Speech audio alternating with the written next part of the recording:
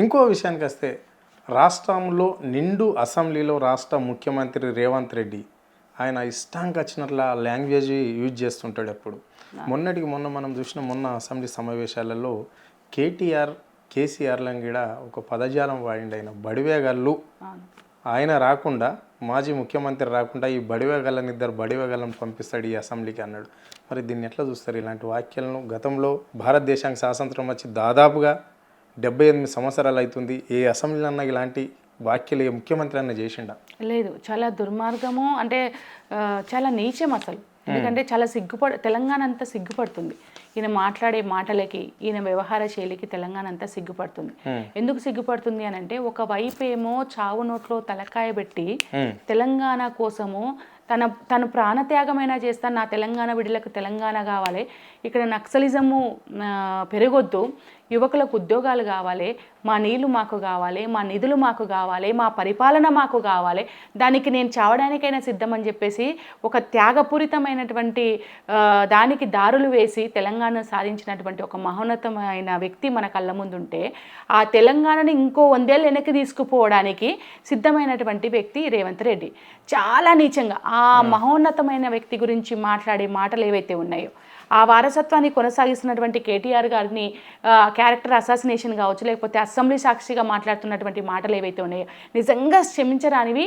మొత్తం భారతదేశ చరిత్రలో ఇంత దరిద్రంగా ఏ ముఖ్యమంత్రి కూడా లేడు. రైట్. చాలా నీచంగా, దరిద్రం కాదు, చాలా నీచంగా చంద్రబాబు నాయుడి మెప్పు కోసం, చంద్రబాబు నాయుడి అంటే ఆయన ఆలోచనలు ఏవైతే ఉన్నాయో తెలంగాణకు సంబంధించి, ఆయన కుట్రలు ఏవైతే ఉన్నాయో దాన్ని ఇంప్లిమెంట్ చేయడం కోసము వీళ్ళని క్యారెక్టర్ పరంగా మాట్లాడుతున్నటువంటి సందర్భాలు ఉన్నాయి. తెలంగాణలో ఉన్నటువంటి నీళ్ళని అటు తరలించడానికి ప్రజల్ని మభ్యపెడుతూ, ప్రజల్ని డైవర్ట్ చేస్తూ చేస్తున్నటువంటి పనులున్నాయి, అనేక అంశాలు ఉన్నాయి.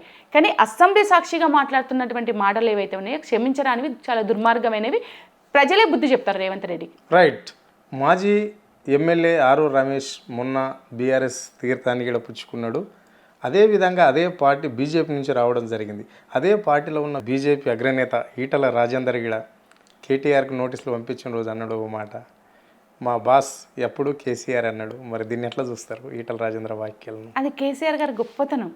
ఎందుకంటే పార్టీ నుంచి వెళ్ళిపోయి ఇంకో పార్టీలో ఉండి ఆ పార్టీలో ఎంపీ అయినప్పటికీ కూడా కేసీఆర్ గారే మా బాస్ అని చెప్పేసి వాళ్ళ ఈటల రాజేందర్ గారు చెప్తున్నారు అంటే, కేసీఆర్ గారి పరిపాలన ఇవాళ కంప్లీట్గా ప్రజలు కోరుకుంటున్నారు కదా. కేసీఆర్ గారిని దగ్గరుండి ఉద్యమ సమయంలో కావచ్చు, లేదంటే తెలంగాణ ఏర్పడిన తర్వాత కేసీఆర్ గారి అడుగుజాడల్లో నడిచిన వ్యక్తి కదా. ఇదొకటే కాదు, కాళేశ్వరానికి సంబంధించి కూడా వేసినటువంటి నోటీసులు ఏవైతే ఉన్నాయో సిట్ కమిషన్ అప్పుడు కూడా ఈటల గారు చాలా బాగా మాట్లాడారు. చాలా అబద్ధం అని చెప్పారు. రేవంత్ రెడ్డి కక్షపూరితంగా వ్యవహరిస్తున్నాడు అని చెప్పేసి మాట్లాడారు. చాలా సంతోషంగా ఉంది. సందర్భంగా నేను ఈటలన్నకి నాకు కూడా మంచి అంటే సాన్నిహిత్యం ఉంది. అన్న అనేకసార్లు ఉస్మానియా యూనివర్సిటీలో మేము ఉద్యమం చేస్తున్నప్పుడు వచ్చాడు, మాట్లాడాడు, మాకు అండగా నిలబడ్డాడు, మాకు అన్నం పెట్టాడు, కేసులు అయితే బయటకు తీసుకురావడం జరిగింది. కాబట్టి అన్న మీరు ఆలోచించండి, ఖచ్చితంగా తెలంగాణ బీఆర్ఎస్ను కోరుకుంటుంది, కేసీఆర్ గారి నాయకత్వాన్ని కోరుకుంటుంది, మీరు తిరిగి బీఆర్ఎస్లోకి వస్తే బాగుంటుందనేది నేను మనస్ఫూర్తిగా కోరుకుంటున్నాను ఒక ఉద్యమ నాయకురాలుగా. Okay, right.